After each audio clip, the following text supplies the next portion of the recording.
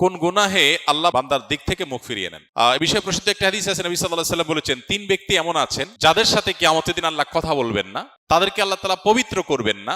এই মানুষগুলো যাদের থেকে আল্লাহ তাআলা মুখ ফিরিয়ে নেবেন, তাদের সাথে আল্লাহ কথা বলবেন না, তাদেরকে আল্লাহ পবিত্র করবেন না। সেই মানুষগুলোর মধ্যে একজন হলেন ওই পুরুষ, যে পুরুষ টাকনুর নিচে পোশাক পরে। পোশাক পরে বলতে যে পোশাক উপরের দিক থেকে যায় সেটা টাকনুর নিচে পরে, প্যান্ট, পাজামা, চাদর, লুঙ্গি, জুব্বা, জামা, এগুলো। মুজা যেটা থাকেই নিচে, নিচ দিক থেকে পরা হয়, ওইটার কথা ভিন্ন। তো এই যে মুসবিল যে ব্যক্তি টাকনুর নিচে প্যান্ট, পাজামা, লুঙ্গি ইত্যাদি পরে, এই ব্যক্তি, তার সাথে আল্লাহ কিয়ামতের দিন কথাও বলবেন না এবং তার দিকে আল্লাহ তাকাবেনও না, তাকে আল্লাহ পবিত্রও করবেন না। এই 3টা ভয়াবহতা এই ব্যক্তির জন্য আছে, যে ব্যক্তি টাকনুর নিচে প্যান্ট, পাজামা, লুঙ্গি পরে। আমাদের দেশে অনেকে আছেন মসজিদে নামাজ পড়তে আসলে তখন প্যান্ট ভাঁজ করে। অনেক মসজিদে মুয়াজ্জিনরা মাইকে বলেনও যে টাকনুর নিচে যাদের প্যান্ট আছে প্যান্টগুলো উঠায় নেন। নামাজের জন্য এই কথা কেন বলবেন? এই সম্পর্কে একটা জয়ীফ হাদিস আছে যে মুসবিল ইজারের নামাজ কবুল হয় না। হাদিসটা সহিহ সূত্রে বর্ণিত না। বিশুদ্ধ হাদিসগুলো সবগুলো হলো কমন এবং জেনারেল, সব সময়ের জন্য এটা প্রযোজ্য যে পুরুষ মানুষ টাকনুর নিচে পোশাক পরবে না। এখন বৈজ্ঞানিক গবেষণা বলছে যে এটা পুরুষের জন্য ক্ষতিকর। যাই হোক, সেটা গবেষণা কি প্রমাণ হয়েছে এটা বড় কথা না, বড় কথা হলো নবী সাল্লাল্লাহু আলাইহি ওয়াসাল্লাম নিষেধ করেছেন, বাস শেষ। অতএব এই ব্যক্তি, যে ব্যক্তি টাকনুর নিচে প্যান্ট, পাজামা, লুঙ্গি, জুব্বা ইত্যাদি পরে, এই ব্যক্তি থেকে আল্লাহ কিয়ামতের মুখ ফিরিয়ে নেবেন। খুবই ভয়াবহ কথা। 2 নম্বর হলেন ওই ব্যক্তি, যে ব্যক্তি কাউকে দান করে খোঁটা দেয়, অথবা যাকে দান করেছেন তাকে নানার কথা দিয়ে কষ্ট দেয়। দান করেছেন, আল্লাহর কাছে আশা করবেন এর বিনিময়। যাকে দান করেছেন তার সাথে আপনার কোনো আলাপ থাকবে না। দান করে খোঁটা দিলেন, কষ্ট দিলেন, খোঁচা মেরে কথা বললেন, এগুলো বললে আপনি আল্লাহ তাআলার দৃষ্টি থেকে সরে যাবেন কিয়ামতের ময়দানে। নাম্বার 3, ওই ব্যবসায়ী, যেই ব্যবসায়ী তার পণ্য বিক্রি করতে গিয়ে মিথ্যা শপথ করে। এখন তো ঘরে ঘরে ভাই আল্লাহর কিরা, এটা কিনা পড়ছে এত, ভাই কিনতেও পারে না এত টাকা দিয়া, ডাহা মিথ্যা কথা। তো এই ব্যবসায়ী যে তার পণ্য বিক্রি করার প্রয়োজনে মিথ্যা শপথ করে ক্রেতাদের সাথে, কাস্টমারের সাথে, তার দিকে আল্লাহ তাকাবেনও না, তাকে পবিত্র করবেন না এবং কিয়ামতের দিন আল্লাহ রাব্বুল আলামিন তার সাথে কথাও বলবেন না। আল্লাহ আমাদেরকে এই সমস্ত বদগুণ, খারাপ গুণ থেকে, চরিত্র থেকে হেফাজত থাকার তৌফিক দান করুন। দৌলতদিয়া বাস নিয়ন্ত্রণ হারিয়ে পদ্মায় নিহত প্রায় অর্ধশত মানুষ। দেশে আরো অনেক দুর্ঘটনা এমন এভাবে ঘটছে। এসব থেকে আমাদের পরিত্রাণের উপায় কি? একটু আগে আমরা সেটি বলেছি। এই সকল নির্মম ঘটনাগুলো থেকে বেঁচে থাকার বা রক্ষার একমাত্র উপায় হলো সুশাসন প্রতিষ্ঠা করা, গুড গভর্নেন্স নিয়ে আসা। এই একটা জিনিস যদি আনা যায়, দেশের শত সহস্র সংকট এমনিতেই দূর হয়ে যাবে, অগণিত সমস্যার সমাধান এমনিতেই হয়ে যাবে। এই যে বাসটা নিয়ন্ত্রণ হারিয়ে নদীতে পড়ে গেল মানুষ সহ, আমরা জানি ফেরিতে উঠার আগে, গাড়িতে পেট্রোল নেওয়ার আগে, গ্যাস নেওয়ার আগে যাত্রীরা গাড়ি থেকে নামতে হয়। এখন যাত্রীরা আমরা যেমন নামি না, নিয়ম মানি না, অনেকে জানিও না। আবার যথাযথ কর্তৃপক্ষ যাদের দায়িত্ব ছিল এটা চেক করা, যে একটা একটা করে চেক করা নামলো কিনা, নামতে বাধ্য করা, তারাও তাদের দায়িত্ব পালন করে নাই। এরপরে গাড়ির ব্রেক ঠিক আছে কিনা, ফিটনেস ঠিক আছে কিনা, রাস্তা যে বের হলো সেটা চেক করার যাদের দায়িত্ব তারা যথাযথভাবে করেন নাই। যারা বের করেছেন গাড়িটা, তারা সামান্য একটু মুনাফার লোভে নিজেও ধ্বংস হয়েছেন, অগণিত মানুষকে দুঃখের সাগরে তারা ডুবিয়ে দিয়েছেন। শুধু বাসটা ডুবে যায়নি, বহু মানুষের দুঃখের সাগরে ডুবার ব্যাপার হয়ে গেছে। এই ভিডিও যারা দেখেছেন অনেকে এখনো স্বাভাবিক হতে পারেন নাই, এখনো তারা সেই নির্মম দৃশ্যের কথা বলতে পারছেন না। ছোট ছোট বাচ্চা, মাকে বাসে রেখে, বাচ্চা বেঁচে আছে, বাবা বাইরে আছেন, মা মারা গেছেন, স্বামী স্ত্রী দুজন মারা গেছেন, অসংখ্য নির্মমতার ঘটনা সেখানে ঘটেছে। এর জন্য দায় তো আছে কারণ না কারণ। বাসটা হেঁটে চলে গেল, কেন চলে গেল? হ্যান্ডব্রেক কাজ করলো না, ব্রেক কাজ করলো না, ধাক্কা লাগলো, তো ধাক্কাটা কেন লাগলো? ধাক্কা লাগলে এরকম হবে কেন? এখানে রেলিংটা কেন নাই? বহু কেন আছে। সমস্ত কেনের উত্তর হলো গুড গভর্নেন্স নাই, সুশাসন নাই, নিয়ম নীতি নাই, মগের মূল্যকের মতো। এখানে যার সামর্থ্য আছে, তৌফিক আছে, যার অর্থ আছে, পয়সা কড়ি আছে, সে তার মতো সেফটি হয়তো নিতে পারতেছে, আর যার নাই সে শেষ হয়ে যাচ্ছে।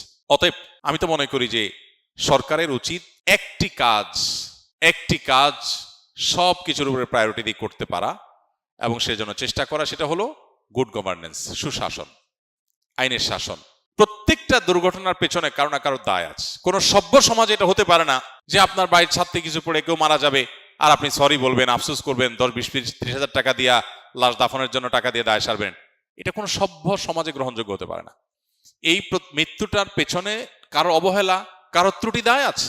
যার ত্রুটি আছে তাকে দায়ী করে, অপরাধী হিসাবে তাকে আসামের কাঠগড়ায় দাঁড় করিয়ে তাকে দায় নিতে বাধ্য করতে হবে। কার অবহেলা ছিল? কেন এখানে রেলিং নাই? এই দুর্ঘটনা তো ঘটতে আরো 2 বছর আগেও পারতো, 2 মাস আগেও পারতো, আবারও হতে পারে, তাহলে কেন নাই? এরকম একটা বিষয় না, এরকম শত শত বিষয় আছে যে বিষয়গুলো আমরা চাইলেই সলভ করতে পারি। হ্যাঁ, অনেক কিছু আছে আমাদের গরিব দেশ, সামর্থ্য নাই, কিন্তু অনেক কিছু আমাদের সামর্থ্যের মধ্যে আছে। কিন্তু কে দেখে কার কথা, সবাই যার যার ধান্দায় আছে। তো এই নিয়ম শৃঙ্খলার মধ্যে যদি না আনা যায়, দুর্নীতি যদি বন্ধ করা না যায়, অপশাসন যদি বন্ধ করা না যায়, তাহলে সেক্ষেত্রে এগুলো কোনোদিনই রোধ করা সম্ভব হবে না। পরিত্রাণের উপায় হলো এই অপশাসন রোধ করা, নিয়ম শৃঙ্খলা ফিরিয়ে আনা, এর জন্য গোড়া থেকে কাজ করা। আমরা দোয়া করি আল্লাহ রাব্বুল আলামিন দায়িত্বশীল পর্যায়ে যারা আছেন তাদেরকে সে তৌফিক দান করুন, তারা যেন গুড গভর্নেন্স আনতে পারেন। দুর্ঘটনায় কোনো ব্যক্তি মারা গেলে ক্ষতিপূরণ হিসাবে তার পরিবার নিকট সামান্য কিছু অর্থ আমাদের দেশে প্রদান করা হয়, এটা শরীয়ত সম্মত কিনা বা শরীয়ত কি বলা হয়েছে? ভাই, কোনো মানুষ যদি কারোর ভুলে মারা যায়, তাহলে যার ভুলে মারা গেল তাকে রক্তমূল্য দিতে হয়, যেটাকে শরিয়ার পরিভাষায় দিয়ত বলা হয়। এই দিয়তের পরিমাণ হলো 100 ওট। 100 ওটের মূল্য দিতে হয়। আপনি 100 ওটের বিভিন্ন এইজের ওট দিতে হয়, সবগুলো মিলিয়ে এভারেজ করলে বাংলাদেশি টাকা কয়েক মিলিয়ন টাকা হয়, এটা দিতে হয়। এখন আপনি প্রশ্ন করবেন, একজন নিরীহ মানুষ মেরে ফেলছে বা তার ভুলে মরে গেছে কেউ, তো সেই মিলিয়ন টাকা কোথায় পাবে? উত্তর হলো, মিলিয়ন টাকা না পেলে সে জেলে সারা জীবন থাকবে, শেষ। ওই অবস্থায় তার মৃত্যু হবে। না দেওয়ার আগ পর্যন্ত তার ছাড় নাই, কারণ এটা তার পাওনাদার, তার হক। পাওনাদারের পাওনা দেওয়ার আগ পর্যন্ত সে জেলে থাকবে। এবং এইটা সৌদি আরবে আইন কার্যকর আছে, মিডল ইস্টের অনেক দেশে কার্যকর আছে, মুসলিম অনেক কান্ট্রিতে কার্যকর আছে, আপনি খোঁজ খবর নিয়ে দেখেন। শুধু সেটাই না, যেন এই ধরনের শাস্তির ফলে এই অপরাধের প্রবণতা বা এরকম ভুল ভ্রান্তির প্রবণতা বা পরিমাণ যেন কমে আসে, সেজন্য এই টাকা পরিশোধের ক্ষেত্রে দায় অন্যদের, অর্থাৎ অন্যদের বলতে যেই ব্যক্তি দোষী তার সংশ্লিষ্ট অন্যদেরকেও বাধ্য করা হয়। এটাকে আকেলা বলা হয় শরিয়ার পরিভাষায়। অর্থাৎ যে এই দুর্ঘটনার কারণে বা যার ভুলের কারণে কেউ মারা গেল, তার বংশের লোকজন, আত্মীয় স্বজনের লোকজন, ধরুন তার অ্যাসোসিয়েশনের লোকজন, একজন ড্রাইভার ভুল করলো, তার সাথে জড়িত তার সংশ্লিষ্ট আর অনেকে আছে। অতএব সবাইকে আনুপাতিক হারে ভাগ করে হলো এই দায় নিতে হয়। এটার ফলে কি হয়? এটার ফলে একজন মানুষ, ব্যক্তি শুধু সতর্ক হয় না, পুরো সোসাইটি সতর্ক হয়ে যায় যে আমাদের সবাইকে এটার জন্য সাফার করতে হবে। এখন শরিয়ার এই কঠিন শাস্তি, এটা যদি কার্যকর হয়, বাস্তবায়ন হয়, তাহলে দেখবেন ভুলে মানুষ মেরে ফেলা, সরি বলে শেষ করে ফেলা, এই প্রবণতা আমাদের সাথে থাকবে না। বেশ বোধহয় বছর 2 আগে একটা ঘটনা ঘটেছিল যে কারোর বাসার উপরে টব বা ইট এরকম কিছু রাখা ছিল সাইডে রেলিং এর পাশে, ওইটা পড়ে নিচে এক ভদ্রলোক বা এক ভদ্র মহিলা মারা গেছেন, সম্ভবত হিন্দু ছিলেন উনি। এই যে একটা লোক মারা গেলেন, একটা মানুষের জীবন এতটাই মূল্যহীন, তিনি আপনার ছাদ থেকে পড়ে কিছু পড়ে তিনি মারা যাবেন, আর আপনি আফসোস করে শেষ করে দিবেন, শেষ। এত সহজ না। ইসলাম শরিয়ার বিচার ব্যবস্থা থাকলে আপনাকে জেলে যেতে হবে। যদি আপনার অনিচ্ছাকৃত ভুলে হয়, তাহলে এটার রক্ত মূল্য পরিশোধ না করতে পারলে, যতদিন না করবেন আপনি জেলে থাকবেন। আপনার পুরো গোষ্ঠীর লোকজন, অ্যাসোসিয়েশন লোকজন সবাই মিলে এই টাকা জোগাড় করে আপনাকে মুক্ত করে করতে পারে, অথবা মৃত ব্যক্তির আত্মীয় স্বজন থেকে যদি মাফ আদায় করতে পারে বা কমাইতে পারে, ডিসকাউন্ট নিতে পারে, ওকে। আর না হলে আপনি সারা জীবন জেলে থাকবেন, শেষ। এখন আমাদের দেশে এই যে ত্রুটি বিচ্ছুতিগুলো, এই ত্রুটি বিচ্ছুতিগুলো কার, কোত্থেকে হলো, সেজন্য দায়ী কে, সেগুলোকে কোনোভাবে নিরূপণ করা হয় না, বরং সরকারিভাবে 10,000, 20,000, 25,000 টাকা লাশপতি দিয়ে দায় সারা হয়। 25,000 তো দূরের কথা, 25 লাখ টাকা দিলেও তো একটা মানুষের অভাব ওই ফ্যামিলিকে কখনো পূরণ করিয়ে দেওয়া সম্ভবপর হয় না। অতএব আল্লাহ রাব্বুল আলামিন আমাদেরকে বোঝার তৌফিক দান করুন যে শরিয়ার বাইরে মুক্তির আসলে কোনো পথ নাই, আমাদেরকে দিন শেষে শরিয়াতে ফিরে আসতে হবে।